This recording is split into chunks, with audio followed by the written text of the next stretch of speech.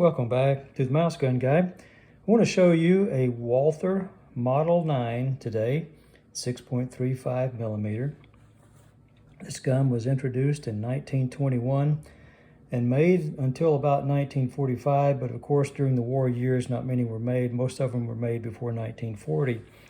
So in 1921, when this gun was introduced, Walther was making the Model 8, which they had just introduced the year before in 1920, and they were still making the Model 5, which continued until 1923. So for a couple of years, they were making all three. But you can see how tiny this gun is. It's smaller than the Model 5, much smaller than the Model 8. At the time it was introduced, it was the smallest 6.35 millimeter gun made. And there were others later that made copies and were very similar in size, but this was known as the smallest. You can see what's written on here: Walther's patent, Model 9, and then the Walther banner, the same as the Model 8. The inscription's the same on the other side too. Waffenfabrik Walther Zalamelis, and here's the serial number in the same place it was on the Model 8. This is 414767, which indicates it is a first variation. Here's your safety. The magazine has no lip to catch, so you kind of depend on gravity for it to fall out. It's a 6-round magazine. Has the Walther banner. This early one has a Walther banner on the bottom. Magazines evolved over the years and many changes were made. There were several other variations. I'll put a link at the bottom to an article that talks about the different variations. This number here that's stamped upside down, I've never seen that on another gun. I don't know what that's about. It's kind of a ragged stamping there, but I don't think it's a serial number. It doesn't correspond to this one, but I've never seen a slide with a number like that stamped on it. You can see it has an open slide, and it's no rear sight, just a groove with a little blade front sight.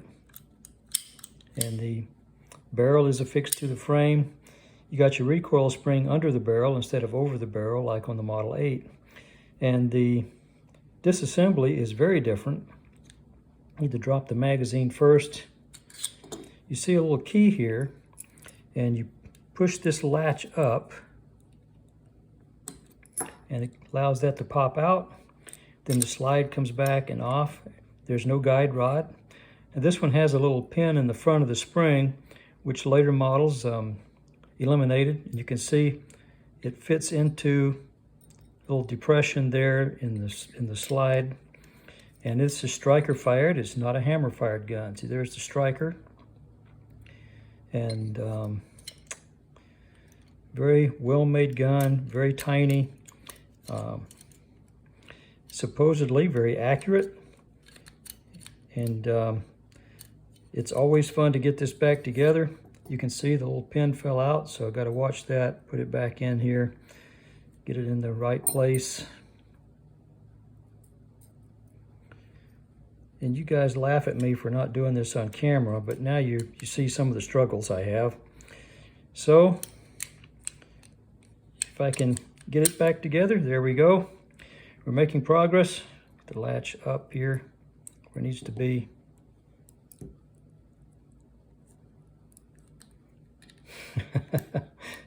It doesn't want to cooperate. Okay. If I can get it down all the way and push the latch back down, it will lock. Or not. Okay.